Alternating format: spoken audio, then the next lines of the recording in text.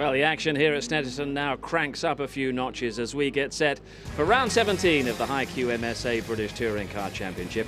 It was round about 3 hours ago that the championship battle got a real shake-up when Fabrizio Giovanardi got back on winning form to close the gap on the man who's dominated the last few races, Colin Turkington. So how does Turkington respond? This could be a key race in the championship battle. Let's get down to Louise.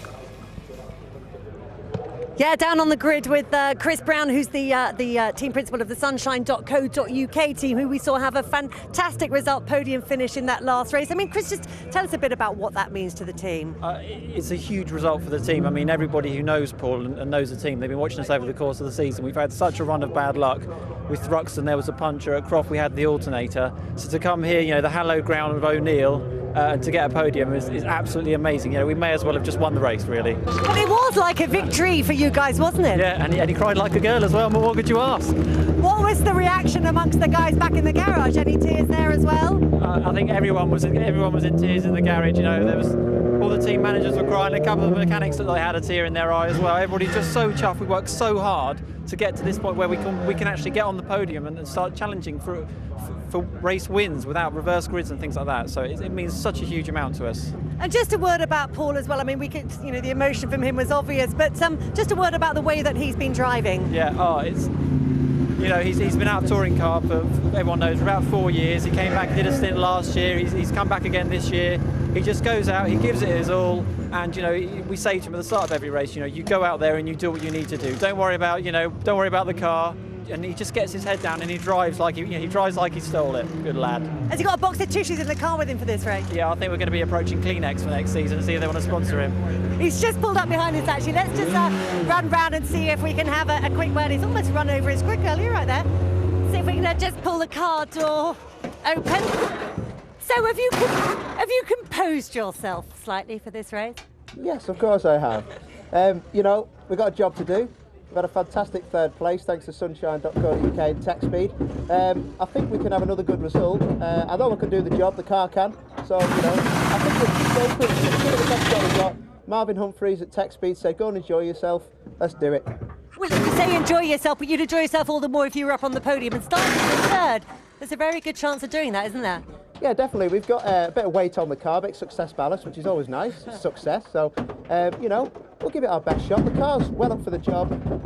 I feel a bit more confident now in what I'm doing. I'm a very, very privileged person to do what I do, and I'll give it my best. Go give it large. Well, I just want to see if I can grab a quick word with Colin Turkington, starting in 5th position after that coming together with Jason Plato in the earlier race. Colin, I just want to have a quick word with you about that incident in the race with Jason Plato. He said he had to give it a go. There's no point in finishing second, but you know, do you think that's the right way to be racing? Well, yeah, you know, from his point of view, that's you know what he's got to do. I guess go for race wins, and you know, I was expecting it, but you know, it didn't come off too bad for me in the end. You know, I got back up to 5th, so I think he was expecting my car to be, you know, quick over the race and that I would get away, but I didn't quite have the speed in that race anyhow. So yeah, it was okay in the end. Well, listen, it's left Colin with a bit to do, but we'll be back to see how he gets on in just a few minutes.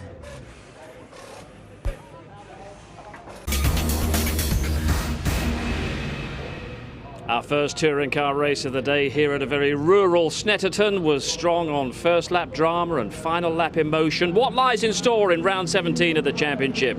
Commentators Tim Harvey and Ben Edwards. Well, the cars are moving away on their formation lap as we get ready for this second race of the day. It all went off in the first lap of the first race, so I wonder what's going to happen this time, Tim. Well, we've already got some problems on the grid. Matt Neal is struggling with a big misfire on the car. It was clearing a little bit, but as he started the car up for this green flag lap, it sounded awful. So he's got a problem, but still watch out for the narrow grid and the fast-starting BMWs. It's Fabrizio Giovanardi who starts on pole position, courtesy of his win earlier today. Matt Jackson is alongside. There was some looking going on under his bonnet as well on the grid. Hopefully he's okay. Second row, Paul O'Neill. in the sunshine.co.uk car. Alongside him, Johnny Adam in the Airwaves BMW fought hard for that 4th place. Behind them, though, Colin Turkington, championship leader, with his own teammate, Stephen Jelly, alongside. And, of course, Colin's car much lighter than it was at the beginning of the day. Adam Jones lines up on the inside of row number 4 with Dave Pinkney, very happy after his 8th place finish earlier on today. Behind them, we've got Matt Neal. Hopefully that engine's going to run okay. Harry Volkard is alongside. And Tom Chilton behind Matt Neal. He might have to keep his eyes open, because if the Vauxhall doesn't pull away cleanly, he'll have to avoid it. Andrew Jordan is next to him on the grid in 12th. John George lines up on the inside of row number 7. Martin Johnson on his outside. Then it's Rob Collard on the inside with the second Airwaves car. James Nash is next door in the Team RML Chevy. And then at the back, a few quick cars to watch out for. James Thompson in the Team Dynamics Honda. Gordon Shedden in the Cartridge World Seat. And right at the back, Jason Plato in the Racing Silverline Chevrolet. So we've got to keep an eye at the back of the grid as well as the front here, Tim. Yeah, a couple of very quick cars. Jason Plato, obviously, who had that puncture as a result of the accident damage, and also James Thompson, who had a gearbox failure. Let's try and get a quick word with Colin Turkington. This is Ben in the commentary box to Colin. Colin, getting all ready now for race 2. How's the car going to be without any weight on? That's going to help you, isn't it? Yeah, it should be better, Ben.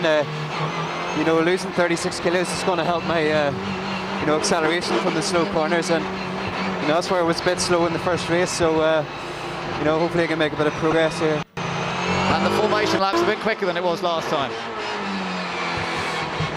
Yeah, the last time was very slow. It was 3.5 minutes. So yeah, it's better this time. Just getting a bit of heat into the tyres here. Have a good one. So there's Colin Turkington all ready to go, and starting from 5th place on the grid. And everybody else just trying to do likewise, get a bit of heat into their tyres and bringing them up onto the line here. Just see the Team Aon Ford Focus going through the shot of Tom Chilton. A lot of work going on that car still to bring it up to speed, but it's still a bit more engine development work that they're waiting for to be done. Paul O'Neill moving nice and tight to the pit wall from that 3rd place on the grid, but you can get an idea that it is quite narrow, this grid lineup at Snetterton, so if it does go wrong, there's not a lot of space. Usually taking to the grass nearest to the camera here as they're trying to make avoiding action.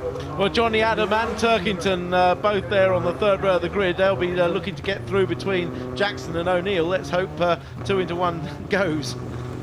Round 17 of the HiQ MSA British Touring Car Championship, all set to get underway here at Snetterton. Still bright conditions, a little bit of cloud around, but should be some good racing in prospect. Lights out, away we go, and Giovanni does get off the line well, but Jackson's going with him, and watch the BMWs behind. Turkington already launching himself as he tries to challenge for a podium position. Up front, side by side into the first corner. No, Giovanni does take it, and everybody, in fact, pretty much in formation off the grid.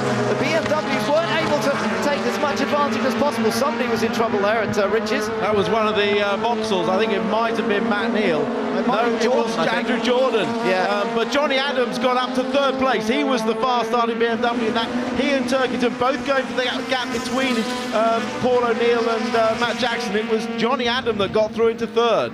So it's Giovanni who leads with Matt Jackson in 2nd place. Johnny Adam up there. Paul O'Neill under pressure from Colin Turkington, I think it is, on the inside. Just slipping through. Jelly round. Jelly goes off. He's clashed with Adam Jones. And it looked like there was slight contact, and round goes Stephen Jelly. Should be able to rejoin. Yeah, that was the classic front-wheel drive tapping the rear car. We saw it in the rear-wheel drive car. We saw it in the first race, and Jelly really had no way of saving that. And watch from the back, remember, we're going to watch the progress of Plato and Thompson in particular from the back group coming in to Russell. Harry Volkard's at the head of that little queue. Matt Neal's in there as well. Thompson's already made up quite a few places, and as they come up across the line, it's Giovanni leading, Matt Jackson 2nd, Adam 3rd, Turkington up to 4th, O'Neill 5th, Volkard in a strong 6th, then it's Matt Neal, Dave Pinkney 8th, Rob Collard is in 9th place, Tom Chilton is in 10th. There is Collard on the inside of Pinkney, side by side through Riches. The Airways got on the inside, and the focus of Chilton trying to make it 3 abreast as they head up towards Sear Corner. Chilton on the inside of Pinkney, and James Thompson's trying to join in. Yeah, 3 abreast already coming out there. Thompson's got a very good run on the right-hand side. We know the Ford has got new engines from Dave Mountune, but they're not quite up to the speed of those Hondas. Not quite yet. They've still got development work to do, and they are putting a lot of effort in. So here comes Thompson in behind Collard, and then the focus of Tom Chilton. It's all getting very tight in there. Plato's in there, and in fact, Nash gets sideways. I don't know if there was contact with Plato, but Plato trying to fight his way through the field. Yeah, James Nash, he's following there. That's on board Plato, following James Nash, who had that drive shaft failure. Good run out of the bomb hole by Jason. He's trying to line him up, see if he holds it tight. A little bit of oversteer from James Nash, but he's had good speed there. There's no chance for Plato to get through, braking for the... Look at that big bump on the inside. Yeah, that new curve on the inside of the first part of Russell does launch the car if you're not careful. Plato tucked in behind James Nash then. It's still Giovanardi leading. He's got a 3/4 of a second lead at the moment over Matt Jackson in another of these Silverline Racing Chevrolet Lacettis. Plato down in 12th place here. Got some work to do to move up into the top 10. Meanwhile, Johnny Adams currently holding on to 3rd. Colin Turkington in 4th place. And now this is where Plato will try and get the good exit here. Watch how much curve they use. They use a lot of curve, but in fact it was Jason running wide and James Nash getting the good initial traction. Yeah, that was good by Nash. He was quick through that corner. Giovanardi leading. Then the Silverline car of Matt Jackson. Now look, the battle for 3rd again is between Johnny Adam and Colin Turkington. They had a wonderful dice for a long time earlier. Volcar behind was under pressure from Matt Neal, I noticed. Matt Neal, engine seems to be running okay on Matt Neal's car. Yeah, it seems to be going fine actually. It sounded like a bag of nails when he started up, but it's certainly going okay at the moment, and hopefully that problem won't reoccur. But look at Turkington, he's absolutely flying with the weight off that car. He really is flying, and don't forget Johnny Adam now carrying more weight. Yeah, that's the difference. So, difference from the earlier race when Turkington had by far the heavier car. Now it's swapped around. Adam's got a slightly heavier car than Turkington. And it was interesting. I spoke to Johnny Adam after that first race earlier, and he said the great thing about going wheel to wheel with Turkington is you can trust him. You know he's not going to do anything silly. Well, let's see what happens over the next few laps. Yeah, well, I think Turkington probably try a bit harder to get through this time. We know that Johnny Adams can drive a canny defensive race, but we'll see how these two match up over the race distance. They both, as I said, got new engines. Our Team RAC got new engines from BMW Motorsport. Motorbase have got new engines from Schnitzer, the BMW specialist. So quite even and quite well matched. Yeah, he's not quite close enough to challenge there. Let's take a look at the start. This was Matt Neal. Oh, he jumped the start big time. And he's just done a drive-through, we gather, for that. Well, I'm sure that was tied in with the fact that he was worried his engine wasn't going to pull at all. Yeah, I mean, maybe the engine was stalling and he sort of gave it some revs to keep it going. Oh, well, he might have been involved in pushing that car into Andrew Jordan as well. Yeah, that's ironic, isn't it? And this was Turkington on the first lap. He got past O'Neill. But then Stephen Jelly gets caught in the accident with Adam. Yeah, that's right. That was very unfortunate. They are still both running. Jones is currently in 14th place and Jelly is in 17th position. But it's Giovanardi with that advantage up to 1.2 seconds now over Matt Jackson. And then it's Johnny Adam and Colin Turkington. Those two BMWs have been strung together throughout the course of the day so far. And it looks like they're going to be that way for a little longer. Paul O'Neill is still not far behind in 5th position. Slight gap back from O'Neill to Harry Volcar, who's doing well in his Chevrolet. He's pulled away from the guys behind him, which are led by Rob Collard. There's smoke in front of those two BMWs. It's coming from Matt Jackson. Now that'll be the problem they had on the grid. They thought they might have an oil leak. It looks like it's blown a pipe or something off, and he's pulling out the way. He knows he's got a problem, but he's going to put oil all over the circuit if he doesn't pull off the track now. Well, he's done a good job. He's moved right offline. He drives onto the grass on purpose to stay offline. And that's really, really heads-up driving from Matt Jackson to basically not put oil on the racing line and not affect everyone. Look at the gap now Giovanardi has, because Jackson's out of second. This is now a battle for second place between Johnny Adam and Colin Turkington. And Paul O'Neill's closed into it, and Harry Volcar's not far behind as well. Yeah, I think they were held up a little bit with Matt Jackson pulling off there, but don't forget, Johnny Adam had a second place at the first meeting at Brands Hatch.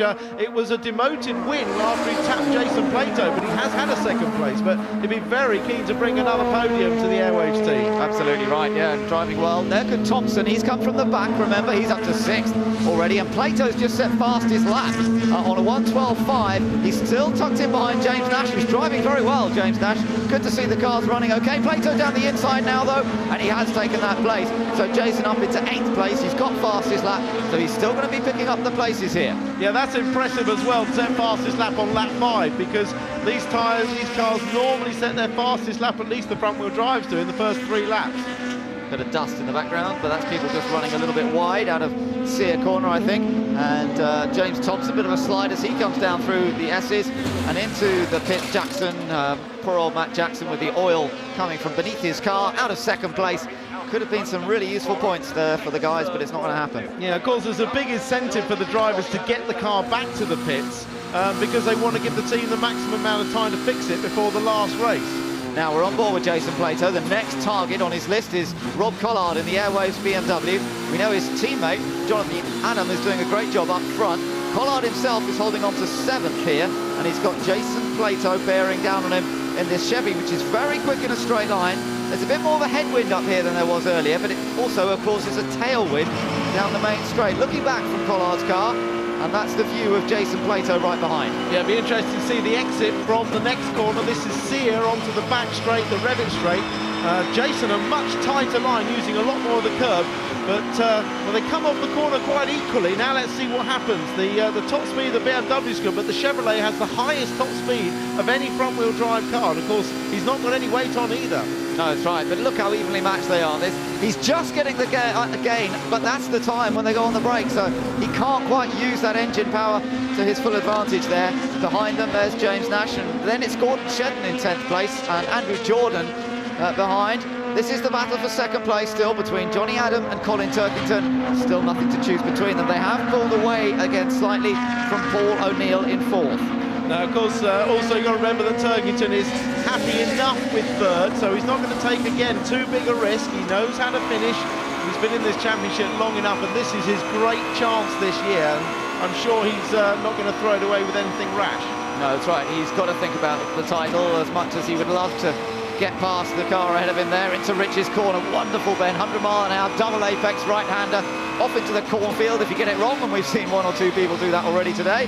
Oh, a little bit of a slide from Johnny Adam. He might have lost a fraction of a mile an hour, not much, but it might give Colin the chance. No, he went in to see a little bit too hot. You see, he didn't even clip the apex, whereas Colin was right over it, and that's compromised his exit speed. He's having to block down the left-hand side here.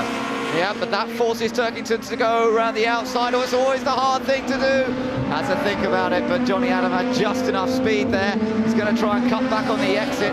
Meanwhile, Plato's just got past Rob Collard. There you are, completing the move as he comes through the S's. So Plato gains another one. That puts the Chevy up into 7th place now, and he goes chasing after James Thompson, but Thompson's on the back, or nearly on the back of Harry Volkard's car. Yeah, and second place has changed. Look, both Turkington and Paul O'Neill have got past Johnny Adam. Yeah, absolutely. So something changed while we were watching Plato going through there, and an unusual place too, so we'll have to try and have a look back at what happened. Johnny Adam has lost 2 places, Turkington now in a second. This is Plato first of all. Let's see how Plato dealt with Rob Collard. This was coming out of Sear corner. Taking the tight line, using all of the curve, getting very good drive off the corner, and that momentum is going to take him past well before they get to the braking area. Now this is the other one. This was earlier, just going down into the S's. We thought that Johnny Adam had saved it here. He got into the right hand of the S's, but something's going to happen at the bomb hole, the next corner on. Johnny runs wide. Turkington gets up the inside. He's going to force Johnny Adam wide, and then Paul O'Neill's going to slip through as well. Very good. Yeah, exactly as you say, and he's taken second place. Bit of a slide there from Turkington as he comes through the S's, but he has got that vital second place. Giovinardi leading by 4.9 seconds. Giovinardi's absolutely flying here at Snetterton today, on a different planet to everyone else, but these guys fighting hard, and Turkington still leads the championship, remember, and now up into second place. Paul O'Neill back into a potential podium finishing position. That is the front suspension on the BMW of Colin Turkington, and it's working hard. Yeah, that's the right front as he comes through over those curbs. The car goes light in mid-corner and then collapses on full bump as he comes out over the rumble strip. You can see how hard that dumper has to work. And in the background, Thompson's got past Volkard now, so Thompson's up to 5th place in the black and yellow flashed Honda Civic, and in fact he's on the attack of Johnny Adam. And remember, Thompson was really flying earlier, Tim, until he had that gearbox problem, so could see some more progress from Tomo. Yeah, it was a brand new main shaft. Steve Neal told me they put in that car yesterday, and it failed on the first running, but that's sometimes the way it is with gearboxes. They either work fine or they fail very quickly, but you can't really run it in or prepare it. It just happened. But Thompson's really flying. He is flying, but he's got to try and get past Johnny Adam, who's just lost 2 places. He won't want to lose another one if he can possibly avoid it. But Thompson pulled off one of the moves of the race in race 1 earlier, down the inside into Russell. It was beautifully timed manoeuvre, and we'll have to watch and see whether he can do something similar. Here we go, coming through Coram, the long right-hander, sweeping almost flat out through here, coming down to the braking area where Thompson made a move earlier, and he's going to try again. Oh, and he's done it again. Fantastic. For the 2nd time today, Tomo pulls off a beautiful move into Russell. That was beautiful because he was no more than 6 or 4 inches off the back bumper going round the 120-mile-an-hour Coram bend, and he timed it to perfection. Tom Chilton out of the race, unfortunately. Hair standing up more than ever by the looks of things. That was a real Sonic, wasn't it?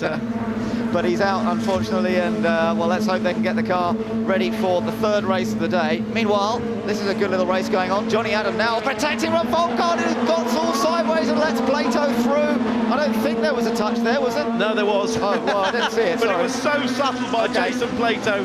It was just the tiniest little touch on the back of Volkard. I missed it. It must have been so subtle. Let's take another look here. So they're weaving around a little bit. Turn in. I tell a lie. I think actually Volkard ran into the back of Collard, and that upset the balance of the car. So there was a touch, but it wasn't from Plato. The other end. Anyway, Plato's taken the bad. He's got past Adam as well. So Plato's gained 2 places on this lap. So he's managed to get another one there. Plato coming from the back of the grid. This is one big drive from him. Let's see how he got past Adam here.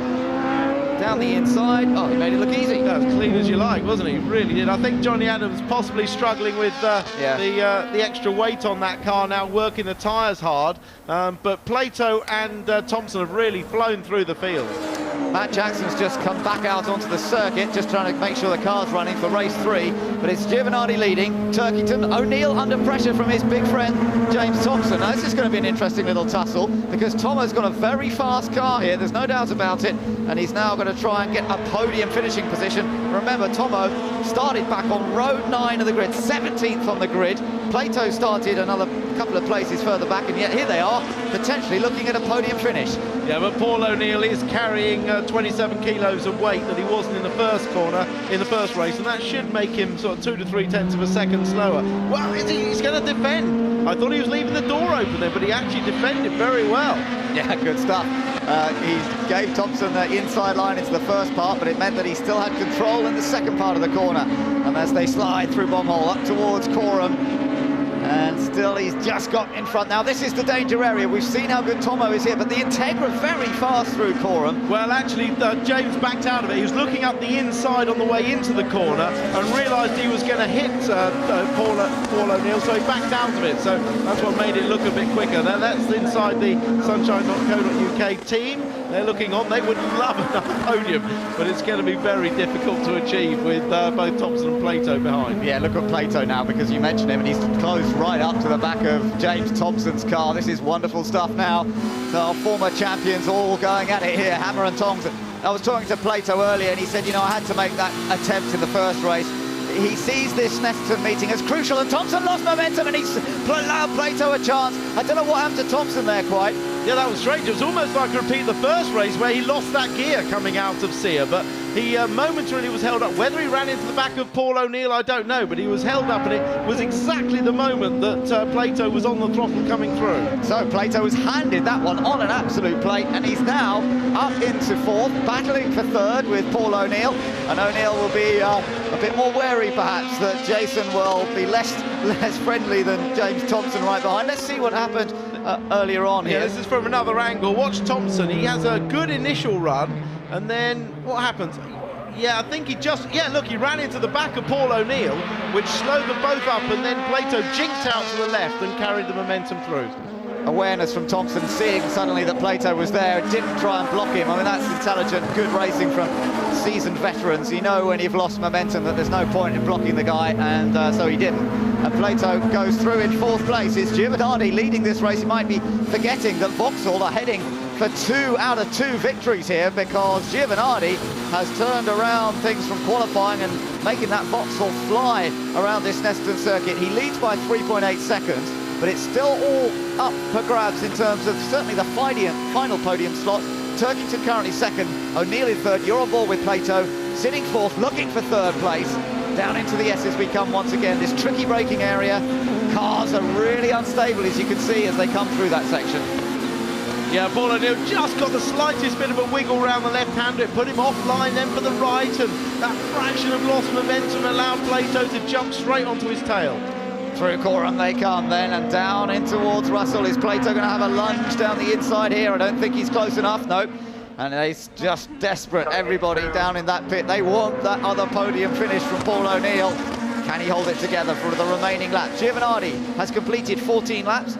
Goes on to lap 15 out of 18 now. No safety car so far in this one, so it's just a straight run through to the flag by the looks of things. And O'Neill doing a good job so far of keeping Plato behind, but there's nothing to choose between them. No, he's doing a fantastic job. Don't forget the very comfortable Giovanardi out in front and the equally comfortable Turkington in second. These two battles, these two groups of three for third place and for sixth place.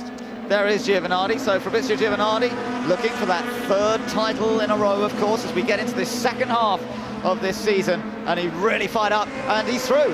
Plato's got that third place. He's got past Paul O'Neill as they've come onto the straight. Unusual place. He's actually done it before they got down to the S's. Well, Paul was running wider and wider as he was losing his time performance out of Sear, and I think we'll probably see here, look, he runs very wide and probably a little bit too quick in, and then he's lost the momentum. He doesn't defend, and Plato uses that good exit speed to cumulatively build more speed down the straight and pass him. Thompson's on the attack as well, and he may well have just, yes, he's just got past there. He lost that momentum, as you say, Paul O'Neill, and it's allowed Thompson through. So unfortunately, it's not a fairy tale double podium for Paul O'Neill, not if it stays like this. Nonetheless, he's still very much in the mix. And Thompson now into fourth place. Johnny Adams still in sixth place. Collard, his teammate for Airwaves, is seventh. Harry Volkard hanging on, and it's a good little Chevrolet battle now between Harry Volkard and James Nash in the two Lassettis as they head down towards Sear Corner. O'Neill making sure of clipping that inside apex, and the top 10 currently completed by Gordon Shedden.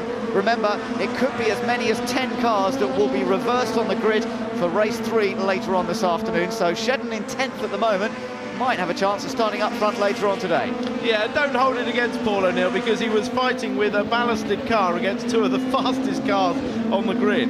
Yeah, absolutely right. I think he's done an amazing job. Volkard's suffering oversteer, and he's going to lose the place to James Nash. Nash is going to go through into 8th place, and Volkard's car has been looking more and more oversteery, the back end wanting to swap round on him as we've gone through this race, and I think he's just trying to hold on to it. Yeah, I mean, he may have suffered some damage we don't know about early in the race, but he's still going well, and I think that Chevrolet, the new Bamboo Racing team, it looks good in white, actually. Nice to see it. Yeah, it's a bit of a brawn colouring almost, isn't it? Brawn yeah, GP. Very similar. Yeah, so, out of the ashes. Yeah, very distinctive. So Giovanardi leading, Turkington still there, 3.4 seconds behind. Then it's Plato. Remember, Plato started plumb last on the grid for this one, so it really is a remarkable performance by Silverline Racing here. They lost Matt Jackson, who was in second earlier in the race, but now they're through. There's Andrew Jordan coming through in 12th. He's got Stephen Jelly behind. Matt Neal's down there as well. Matt Neal all the way down to 15th, and Matt Neal came into this meeting second in the points. He's dropped to third after the first race, and it's getting worse and worse for him. Yeah, I mean, this is how the Touring Car Championship changes, though. You have a good meeting, a bad meeting, but we've seen it turn around. Don't forget, Giovanardi started off this season after last year finishing every race bar the last two and securing the championship. But this year it started off disastrously, and now it's all coming good for him. It's the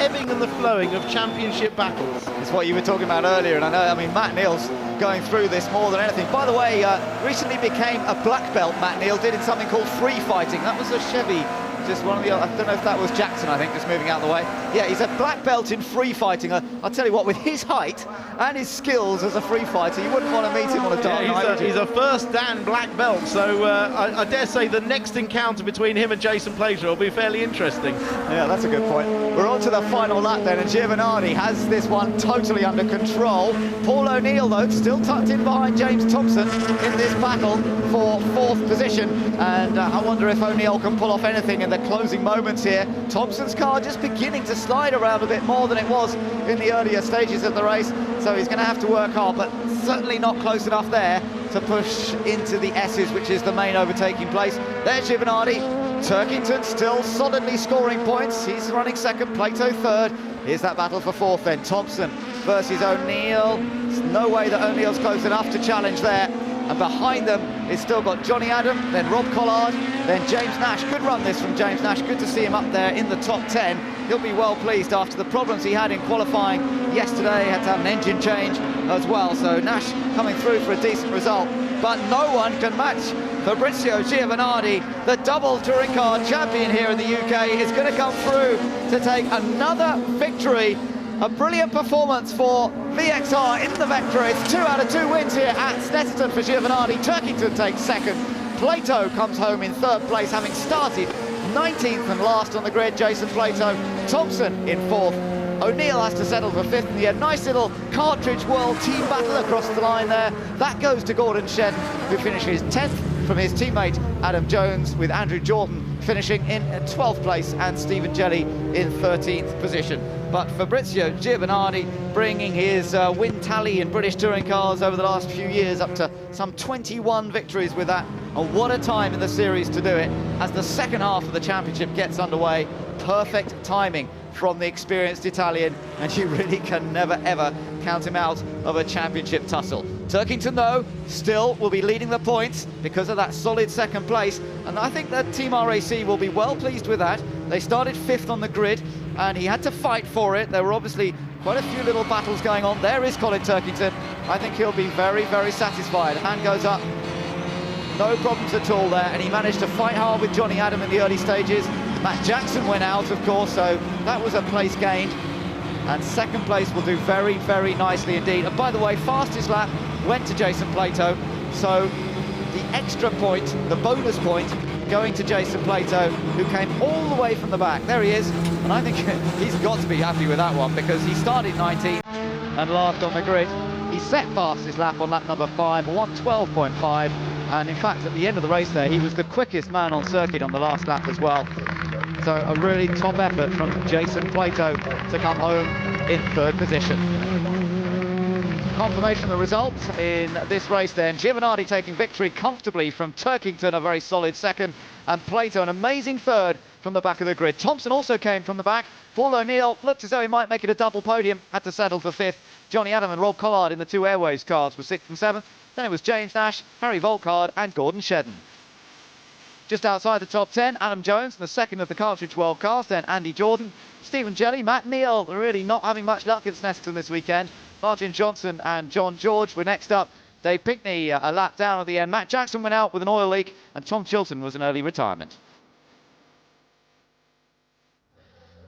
So the guys making their way back into the pit lane, and this is what it's done to the championship. Colin Turkington still leading the points, but Giovanardi has closed that gap as we've gone through the course of today. It was 24 points coming into this, it's now 14 points. Giovanardi gained more than 10 because he was behind Matt Neal, who's lost out a lot. And Plato, look how close he is to Matt Neal. Plato almost in third place in the championship now. Thompson also scoring useful points there, he's in 6th place. Stephen Jelly, though, a bit unfortunate, getting involved in an instant on that first lap. He stays down in 7th.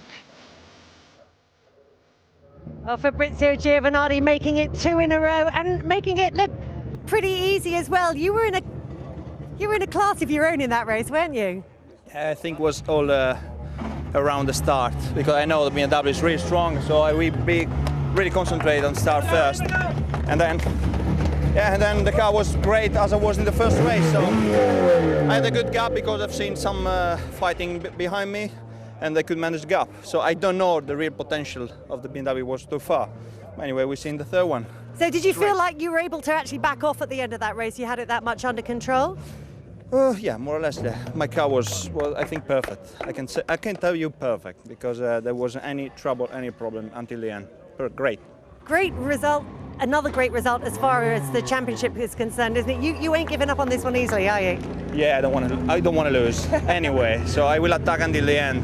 If some luck in helping me, it's okay, I will win. Well done, nice one, mate. Let's see if we can grab a word with second place finisher Colin Turkington. Colin, back on the podium, a slightly quieter race for you that time out as well. Yeah, it wasn't until the end. Jason was hunting me down there. And but yeah, great to be on the podium again. You know, it's a good haul of points, and yeah, the car's working really well now. Just tell us about that move on Jonathan Adam. You know, when he ran wide going through the S's. Yeah, well, I knew after race 1 that my car was very good down into the S's under brakes. So, I knew I had the measure of him down the outside there, so that was really the only place that I could make a pass. But I guess by that point Fabrizio was too far up the road for you to be able to get in contact with him. Yes, Fabrizio's pace was very fast. If we'd have raced all day here, I wouldn't have caught him. So, I was more concerned that Jason was closing up. So. Well, Jason certainly was closing up. Let's see if we can. He's still down chatting with his team, but let's see if we can jump in. Mum kissing his helmet. Jason, when you've finished shaking hands with all the boys, just take your helmet off. Let's grab a word with you. I actually grabbed a quick word with Jason in the lunch break. I can tell you he was feeling pretty grumpy and fed up. But that's put I was just saying, I spoke to you in the lunch break. You're a bit fed up, but that's put the smile back on your face, hasn't it? Yeah, I mean, it has, yes. Obviously, we always want to come from the back and get to a podium, but... There's a but coming. Well, it's at times like this you look back and think, well, actually, had I not gone for the win, then maybe we would have had a second, and who knows. But anyway, that's what we've got. But pleased with that. The car was fantastic, and another great display for all of our supporters, Sir Silverline and MatchTheDeal.com and Auto Windscreens. Everybody is here for this, the second half of the year, and an extra point for fastest lap as well. Is that right? Oh yes. Okay, well that's an extra G&T tonight, I think. Who's buying? My wife. Right, well, hope you're listening to that one, Sophie. Well, let's go in and find out where Jason is starting the next race. Steve has got a guest with him to make the draw for the reverse grid. Yes, watching all that with us has been Le Mans winner and sports car legend Alan McNish. Before we make the draw, Alan, how impressed are you with this kind of racing? It's all a bit of a contrast with your style of racing. It certainly is. From the first corner to the last corner, it's all attack, absolute maximum attack. But I think you saw there with Jason coming through from the back to the front that even although it's close, you still can actually get through the field. So I'm quite looking forward to the third round. And it's all a question of keeping your composure and timing a championship challenge, and Giovanardi seems to have that art down to perfection. Well, even when he wasn't quite as quick and winning the races right at the beginning, he kept his head, and it's now the midpoint of the season, and he's really putting the charge down, and he's, as you see, leapt up a bit. But also, I wouldn't discount Jason there, because I think, as we've seen, that he's got the pace, he's got a bit of momentum now, and I would expect him to come into the three-way battle as well. Now, there's strong anticipation that an ex-Formula One star, Johnny Herbert, may be joining the championship at the back end of the season, taking over James Thompson's car. Have you ever been tempted by the Touring Car Championship? I drove one once in about 1993, and that was actually John Clelland's car, and it was a lot of fun, I have to say, but I think 600 horsepower, 700 horsepower is a little bit more my thing. I think Johnny will find it quite different, very, very different, and he'll have to learn a tremendous amount. All your experience from beforehand, that goes to nothing when you're racing against these guys. Yeah. Okay, well, we may tempt you one day. It would be great to see you out there on the grid, but your responsibility now is to try to shake up the grid for this last race. We have 5 cards here, and each of them are representing the drivers who finished 6 through 10 in that last race. So number 6 is Jonathan Adam, number 7 is Rob Collard, James Nash, Harry Volkard and Gordon Shedden complete these 5. You have to pick just one, and the higher you pick, the more you shuffle the grid, and you have picked number 9. Harry Volkard moves up into pole position, and the others will shuffle in behind. Thanks very much, Alan. What's next on your racing schedule? Well, we're waiting at the moment with Audi for the next part of the programme leading into next year. It still will be the Le Mans 24 Hours and the various championships from that, but we're looking forward to try and reclaim that title that we had in 2008. Okay, all the best to you, and let's go to Ben Edwards and see exactly what damage you've done to that final race grid. Thanks, Steve. Well, this is the story. Harry Volkard now lines up on pole position with James Nash alongside. Good opportunity for the 2 Chevrolet drivers, and a good opportunity perhaps for the fast-starting BMWs behind of Rob Collard and Johnny Adam. Can they use rear-wheel drive to launch themselves ahead? Paul O'Neill and James Thompson will be on row 3, then Jason Plato and Colin Turkington. So with top 9 reverse, it means our double winner today now goes all the way back to 9th place on the grid, and he'll have Gordon Shedden next to him there. Behind them, we'll have Alan Jones and Andy Jordan in another of the Vauxhalls. And as we go further down, Stephen Jelly will be on row 7 with Matt Neal, the 3rd Vauxhall. Martin Johnson and Dave Pinkney will be together on row number 8. And these guys all lining up as they finish that second race. John George, Matt Jackson, of course, who failed to finish earlier on, and Tom Chilton this time. He'll start from where Jason Plato started in race 2, from 19th place. And we look forward to all that taking place around about 5:20 this afternoon. A lot of action to come before that, and we'll be back with our second Porsche Carrera Cup race of the day right after the break.